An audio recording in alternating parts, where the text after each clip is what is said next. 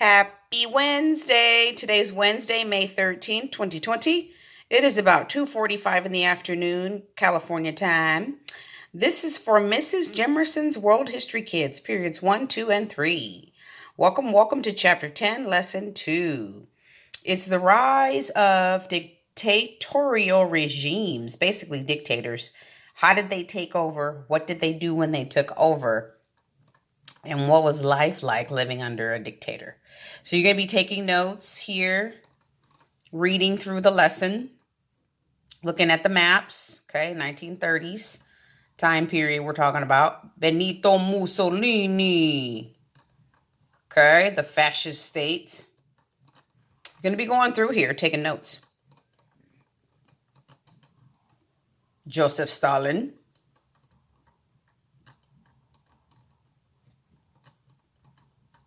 Paying attention to all those key terms that are yellow. And if you click on it, it tells you exactly what it means.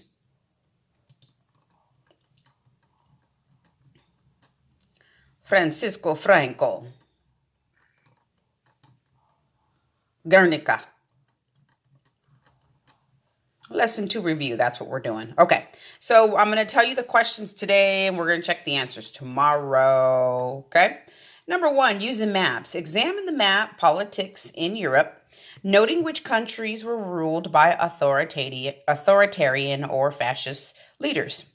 Why did democratic nations, why would they be fearful? Okay, so you're going to look at the map. Once again, let's go back. Figure out which countries were ruled by dictators. And why would democratic nations be nervous? So there's the Soviet Union. Okay. How did it go from Russia to the USSR? Okay, politics in Europe. All right, this is what you want right here. Boom. You want to analyze this. Okay. Click here for the interactive version. Ooh, nice. Here we go. Boom, boom.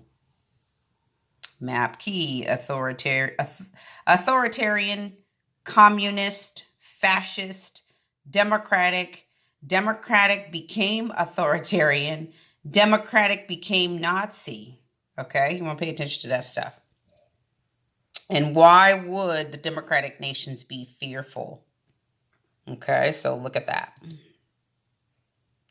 And when you click on it, it tells you who ruled, okay, and how long. Adolf Hitler became leader of the Third Reich in 1934, okay? This is the interactive map. Super cool. Love it.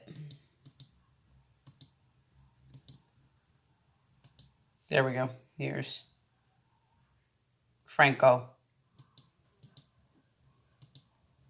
Mussolini, okay? Austria. Okay, so this is the map, the politics of the 1930s.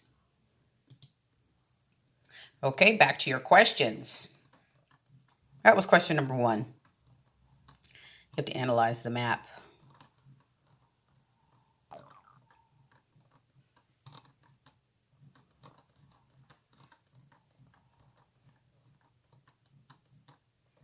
Okay, then the next question, number 2, says... All right, number 2. Why would Mussolini choose a slogan such as, Mussolini is always right? Why would he choose that? That's your opinion. Number 3, what was the goal of authoritarian governments in the West? Okay, number 4, explain the changes that took place as a government transitioned from democratic to authoritarian. Okay. Number 5, in a short essay, describe, short essay means 2 to 3 paragraphs. Describe the political structure of Italy in the 1930s. How did Mussolini gain control? And how did he maintain his hold on the government? Number 6, I want you to work with a partner through email or through Google Classroom. Evaluating point of view. In this lesson, the text makes a distinction between authoritarian regimes of the interwar period and totalitarian regimes of the interwar period. Interwar is between the wars. It put Mussolini's Italy in the latter category. Hold a debate with one or more of your fellow students about whether his regime should be considered more totalitarianism or authoritarian, and why it matters. Okay? So that's what you're going to do today, and I'm going to come back to you tomorrow with the answers. All right?